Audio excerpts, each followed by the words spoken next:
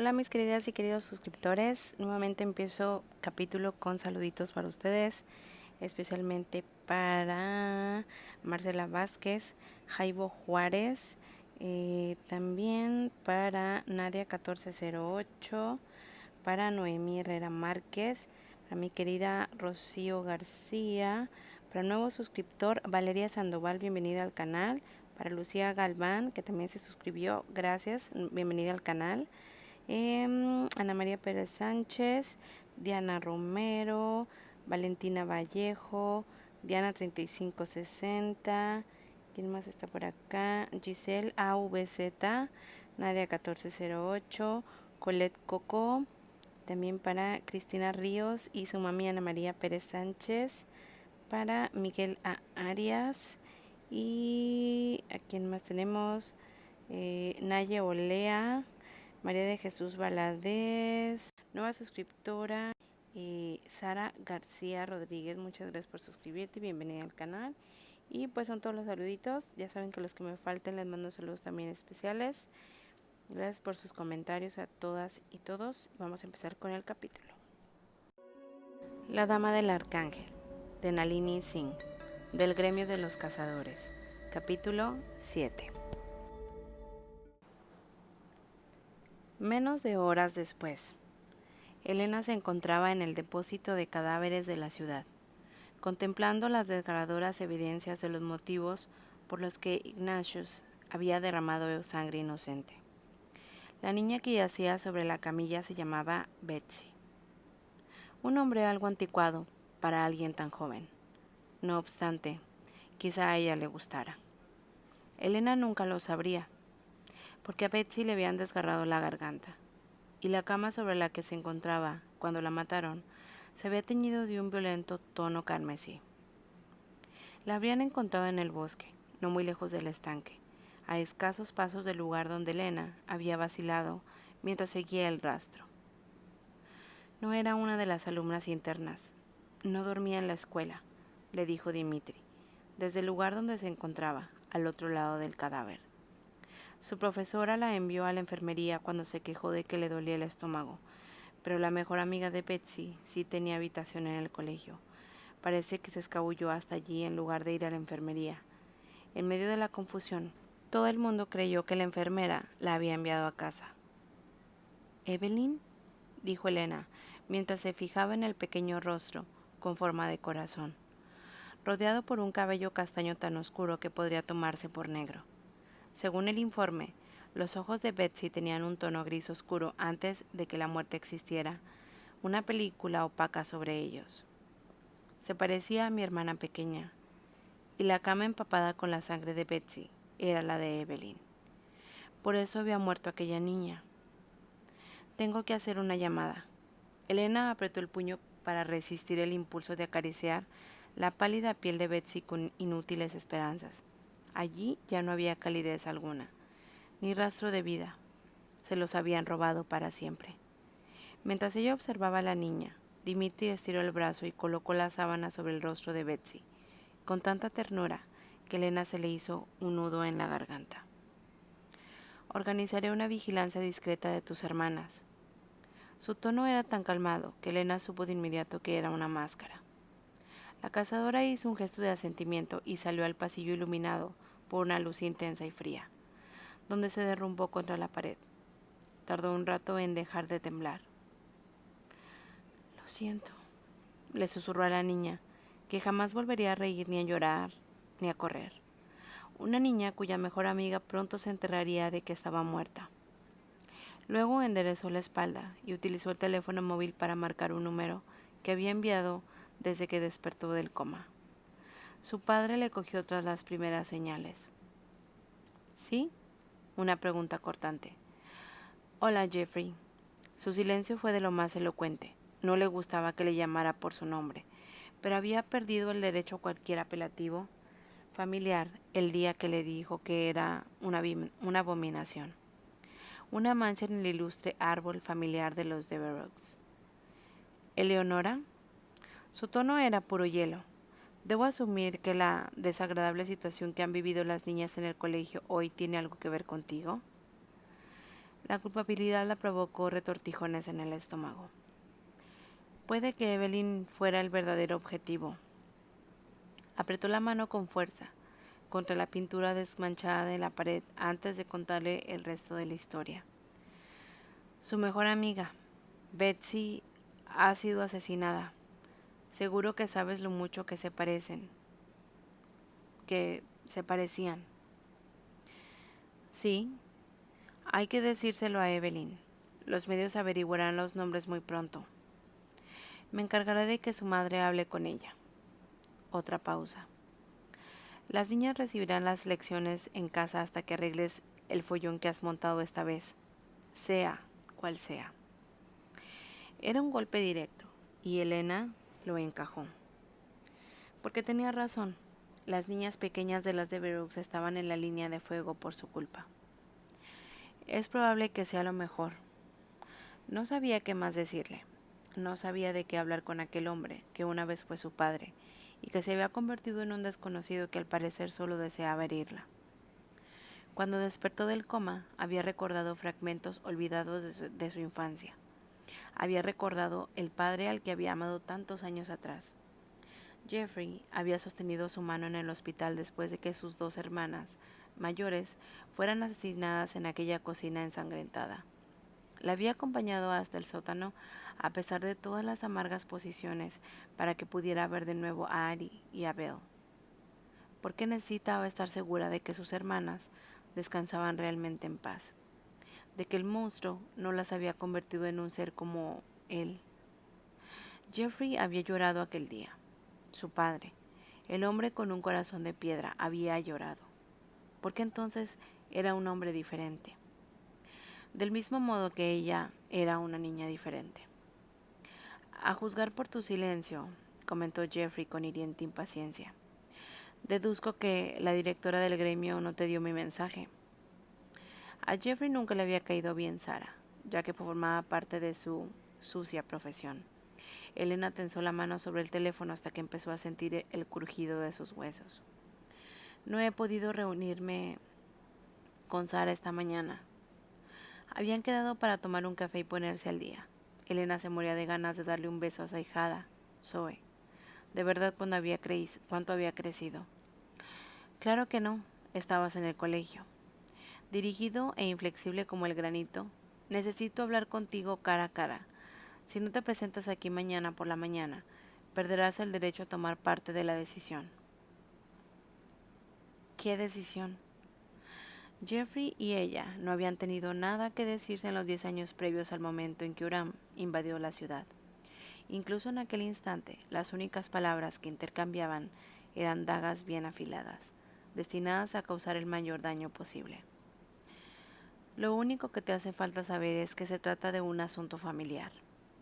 Colgó el teléfono, y aunque a Elena se le llenaron los ojos con lágrimas de frustración, unas lágrimas absurdas e indeseadas, supo que se presentaría en su oficina tal y como le había ordenado, porque si bien la familia de la que había hablado estaba destrozada, de ella formaba parte no solo Evelyn y Amethyst, sino también el menor de las hijas de Marguerite, Beth. Ninguna de ellas tres merecía quedar atrapada en el fuego cruzado de la guerra interminable que libraban su padre y ella. Después de pasar horas en la torre hablando con Jason sobre la información que el ángel de alas negras había llevado a la ciudad, Rafael aterrizó en silencio en los bosques que separaban su propiedad de la casa que utilizaba Micaela cuando se encontraba en su territorio. Mientras avanzaba para situarse frente al pequeño estanque de su jardín, había creado en una gruta y que había sombreado con enredaderas por esconderse entre la sólida masa de árboles. Rafael se preguntó si Elena veía más que él. Sabía que era arrogante, era inevitable, dados los años que había vivido y el poder que ostentaba, pero jamás había sido un estúpido. Así pues, hizo caso de las palabras que su cazadora e intensificó sus escudos mentales antes de contemplar las plácidas agujas del estanque sombrío. Li Yuan, dijo, impulsando el pensamiento a través del mundo. Existía la posibilidad de que no consiguiera contactar con ella, ya que no tenía intención de proyectar un verdadero mensaje. El precio que se exigía era demasiado alto. En el estado silente, se convertía en un ser monstruoso, un ser con un gélido poder letal y desprovisto de conciencia. Fue durante semejante estado cuando aterrorizó a Elena hasta el punto de obligarla a disparar. La cicatriz de su ala era un sorprendente recordatorio de que nunca más debía seguir aquella senda. Si aquello no tenía éxito, le enviaría a Li Yuan un mensaje escrito a mano, puesto que la más antigua de los arcángeles detestaba las comodidades modernas como el teléfono. No obstante, el agua empezó a agitarse un instante después, mucho antes de lo que él estaba esperando. Sabía que la fuerza de Li Yuan se había incrementado de manera exponencial, pero aquella rápida respuesta, sumada al hecho de que había utilizado una parte minúscula de su poder para llamarla, demostraba una fuerza mucho mayor de lo que cualquier miembro del grupo pudiera imaginar. Rafael apareció de la nada mientras su imagen se formaba en el agua. Su rostro parecía tan intemporal como siempre. Tan solo el blanco puro de su cabello y el brillo iridescente de sus ojos clarísimos revelaban lo que era, en qué se había convertido. Así que has vuelto a mí, después de todo. La única reacción de Rafael fue decir: ¿piensas convertirme en una mascota, Li Yuan? Una risa tintineante, infantil y más perturbadora por esa misma razón. Menuda idea. Me da la impresión de que serías una mascota de lo más problemática. Rafael inclinó la cabeza. ¿Estás en casa? El palacio de Li Yuan se encontraba en el corazón de China, en las profundidades de un territorio montañoso que Rafael no había llegado a atravesar jamás. Jason, quien se había conseguido abrir camino hasta allí antes de la evolución de Li Yuan, había regresado de aquella visita clandestina con media cara destrozada. Sí. El cabello del arcángel empezó a agitarse bajo una brisa que no afectaba a nada más en la vecindad. He descubierto, añadió ella, que existen ciertos placeres de la carne que todavía soy capaz de disfrutar. Después de todo, ¿y dónde iba a gozarlos mejor que en mi palacio? Rafael no cometió el error de creer que hablaba de sexo. Hacía miles de años que Li Yuan había dejado de ser una criatura sexual, al menos en el sentido más común de la palabra. ¿Tus juguetes sobreviven a la experiencia? El arcángel elevó un dedo hasta Rafael y pudo verlo y lo señaló con él. Menuda pregunta, Rafael. Lo mismo daría que me hubieras llamado monstruo. Lo habrías tomado como un cumplido. Otra carcajada. Una oleada de poder inundó aquellos ojos escalofriantes y casi transparentes que se volvieron totalmente blancos, sin iris ni pupila. Uno de los ancianos recupera la conciencia. No le sorprendió que ella hubiese adivinado el motivo de aquella llamada. Aunque se había convertido en una pesadilla, Rafael nunca había dudado de la inteligencia de Li Yuan. Sí. ¿Sabes qué edad tenía tu madre cuando desapareció? Soltó Li Yuan sin previo aviso. Le sobrevino el recuerdo de unos ojos azules impactantes, de una voz que hacía llorar a los cielos y de una locura tan inmensa y absoluta que se semejaba a la cordura. Poco más de 1000 años, más que tú. Los labios de Li Yuan se curvaron en una sonrisa que mostraba una extraña diversión. Kaliani era vanidosa. Le gustaba decirle eso a la gente porque así su edad era similar a la de su compañero. Rafael sintió hielo en el pecho, un hielo que se extendió de modo de ramas dentadas y amenazó con atravesarle las venas. ¿Qué edad podía tener? La respuesta de Li Yuan convirtió el hielo en esquirlas de cristal que extendieron por su organismo y causaron daños masivos. 50.000 años. E incluso eso podría haber sido una mentira. Se rumoraba que ella tenía 2 veces esa edad cuando yo nací. Imposible, dijo él al final, consciente de que no podía mostrarle su desconcierto. Hacerlo sería tentarla al depredador que moraba en el interior de Li Yuan. Ningún arcángel tan antiguo habría optado por seguir despierto. 100.000 años era una eternidad imposible. Sí, había arcángeles antiguos de un mundo, pero, salvo algunas exposiciones notables, La mayoría de ellos decidía sumirse en el sueño durante años y despertaban tan solo durante breves periodos de tiempos para saborear los cambios del mundo. La sonrisa de Li Yuan desapareció. Según se decía, Kalyani ya había dormido antes. Comentó con una voz que resonaba con el eco de 1 millar de susurros fantasmales. En más de una ocasión, no obstante, cuando despertó la última vez, encontró a Nadiel. ¿Y entonces nací yo? Recordó las risas y las canciones de su madre, y también su repentino descenso hacia la demencia. Sin embargo, si ella había vivido tantos milenios, ¿me mientes, Li Yuan? No tengo ninguna necesidad de mentir. He evolucionado mucho más que Kalyani. A primera vista, eso parecía cierto. Sin duda alguna, la edad nunca había sido el árbitro del poder entre los de su clase. Rafael se había convertido en arcángel a una edad de lo más inusual entre los suyos, y poco después de los 500 años, Ilium era ya mucho más fuerte que muchos ángeles de su edad, 10 veces mayor, pero era esa la razón por la que se había puesto en contacto con Li Yuan. ¿Es mi madre quien despierta?, preguntó sin apartar los ojos de aquella mirada ciega. No hay forma de saberlo. Los susurros de su voz sonaban casi como gritos. No obstante, la magnitud de las perturbaciones, la forma de los terremotos y de las tormentas señala que quien despierta es el más antiguo de los ancianos. Rafael se preguntó qué era lo que veía Li Yuan con aquellos ojos, si merecía la pena el sacrificio de una ciudad, de lo que le quedaba del alma. Si ese anciano despierta son rastros de cordura, ¿lo ejecutarás? Antes no, nunca.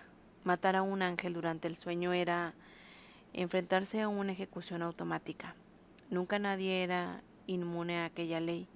Incluso Li Yuan, por más invulnerable a la muerte que fuera, sería rechazada por toda la raza angelical si atravesara aquella línea. Y eso no era algo agradable por una diosa. Otra risilla infantil, una risilla que resultaba aún más inquietante que su aspecto. Me decepcionas, Rafael. ¿Qué necesidad tendría de ejecutar a un antiguo? No pueden hacerme nada, y quizá puedan enseñarme secretos que aún no conozco. Fue entonces cuando Rafael comprendió que si un monstruo cobraba vida, podría fortalecer a otro. La conversación con Jeffrey, sumada a la dolorosa visita al depósito de cadáveres, dejó a Elena como si lo hubieran golpeado con puños de piedra. Resultaba tentador, sumamente tentador, ir a casa y esconderse, fingir que todo estaría bien cuando volviera a salir. Pero, por supuesto, aquella era una idea infantil. Elena no se había permitido creer en vanas esperanzas desde que tenía 10 años y entró en una cocina convertida en matadero. ¿Sabes dónde está Jason?, le preguntó a Dimitri cuando salieron del depósito. El vampiro presionó el modo de distancia para abrir el Ferrari rojo fuego aparcado en la zona reservada a empleados. ¿Ya te has hartado de tu campanilla? Unas notas de champán envolvieron el sentido de Elena, aunque mezcladas con algo mucho más duro. Nunca había percibido aquel matiz áspero en la esencia de Dimitri. Compadecía a la mujer a la que se llevaba a la cama aquel día. Sí, así es. Me estoy consiguiendo un harén.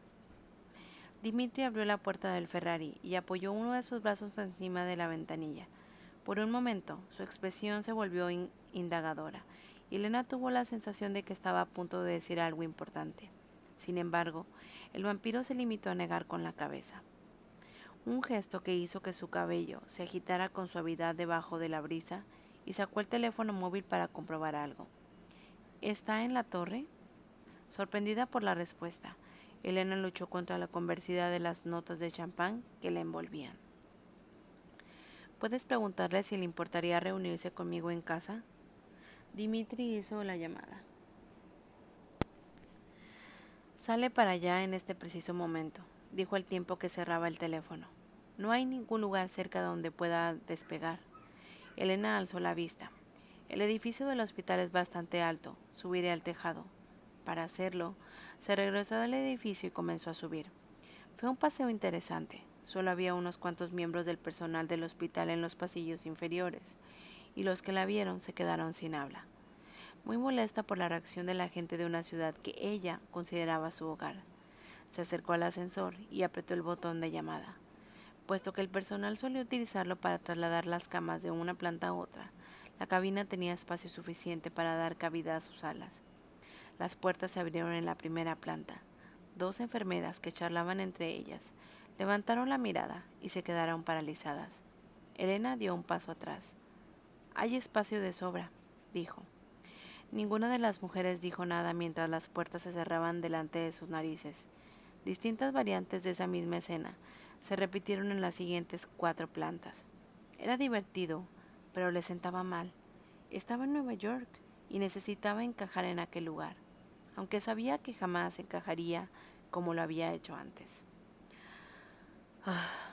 Levantó la vista al escuchar aquella queja y vio que las puertas de la 5ª planta se habían abierto para mostrar a un anciano que apoyaba en un bastón. «Sube». El hombre asintió y se adentró en el ascensor. Observó sus alas sin disimulo mientras utilizaba el bastón para presionar el botón de la planta a la que se dirigía. «¿Tú eres nueva?» «Pues sí». Elena extendió las alas para que pudiera verlas, y los nudos de su alma se aflojaron un poco. «¿Qué le parecen?» El hombre se tomó su tiempo antes de responder. «¿Por qué utilizas el ascensor?» «Tipo listo». «Me apetecía». El anciano se echó a reír cuando las puertas del ascensor se abrieron en su planta. «Hablas como una auténtica neoyorquina». Elena aún sonreía cuando las puertas volvieron a cerrarse, algo que no habría imaginado minutos antes, cuando estaba con Dimitri. Cuando el ascensor llegó por fin a la última planta, salió y se dirigió al tejado con pasos firmes.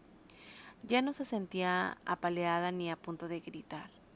El vuelo sobre el Hudson, facilitado por unos vientos fuertes, fue bastante rápido. Jason la guardaba en el patio delantero. Tenía las alas plegadas a la espalda y el cabello recogido a su acostumbrada coleta. Era la primera vez que Elena tenía oportunidad de contemplar el tatuaje a plena luz, y los intrincados detalles del diseño la dejaron sin aliento. Aunque había sido dañado por uno de los renacidos de Li Yuan antes de que ella despertara del coma, el dibujo de tinta había sido reconstruido con tal perfección que una vez que Jason se curó que nadie había notado la diferencia. Todas las líneas curvas y las espirales hablaban a un tiempo de los vientos del Pacífico y de la arrebatadora belleza de los cielos. «¿Dónde naciste?», preguntó de pronto, aunque lo cierto era que no esperaba una respuesta. Hasta aquí el capítulo 7 de La Dama del Arcángel. Gracias por escucharme.